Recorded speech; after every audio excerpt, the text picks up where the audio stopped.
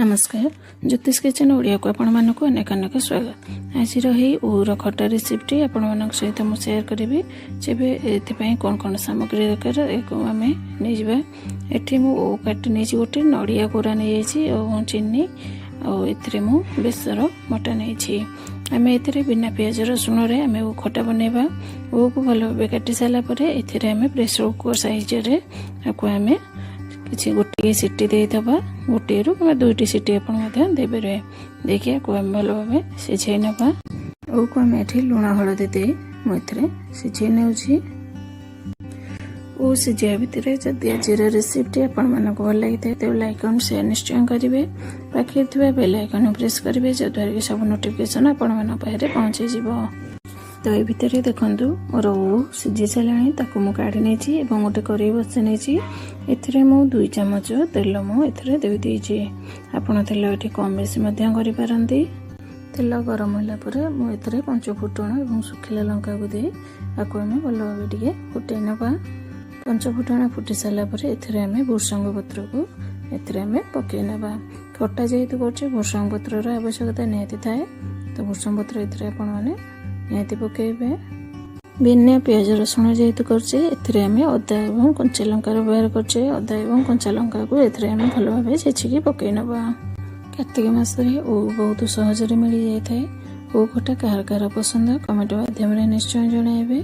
एबे देखंतु एथिरे हमर अदा और कंचा लंका भल भाव भाजी हो आसलाणी एबे आमे चीनी को पकई नवा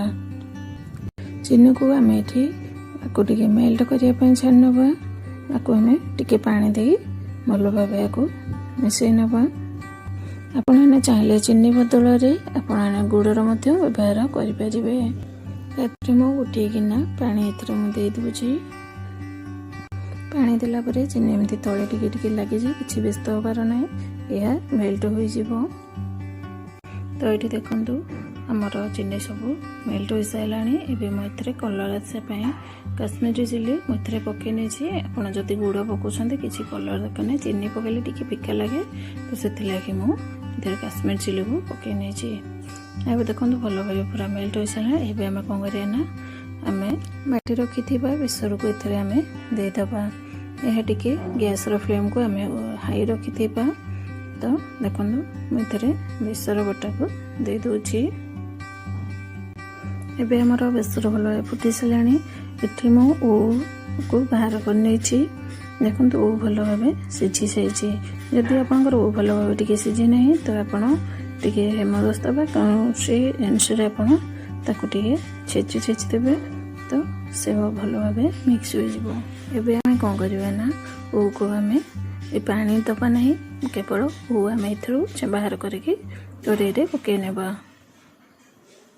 ओर पानी टाक आम बाहर पकई नेबा कहीं से पानी कषा लगी थाए आपन से पानी को व्यवहार आउ करेंगे ना। एबे आम कौन करना ओ को इतने भल भाव मिसे मिसे किस समय फुटापी छाड़ीदबा तो आपड़ ये पानी जदि अधिक रखापी चाहते तो आपड़ ए कि पानी दे पारे टी जुसिला हम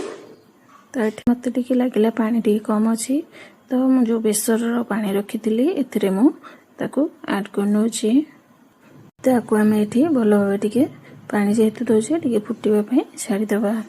पानी आमर ये भल भाव फुटीगला आम ए जो नड़िया कोरा रखी नड़िया कोरा को ये देदबा नड़िया कोरा दबा द्वारा आर टेस्ट 2 गुण हो जाए। तेरे चलतु एबे आमर प्रस्तुत हो गला ओ खटा आज रेसिपी आपण किपर लगे निश्चय मतामत जणाइबे भल लगी लाइक कमेंट शेयर निश्चय करेंगे। यही प्रकार खटा करी आपण मैंने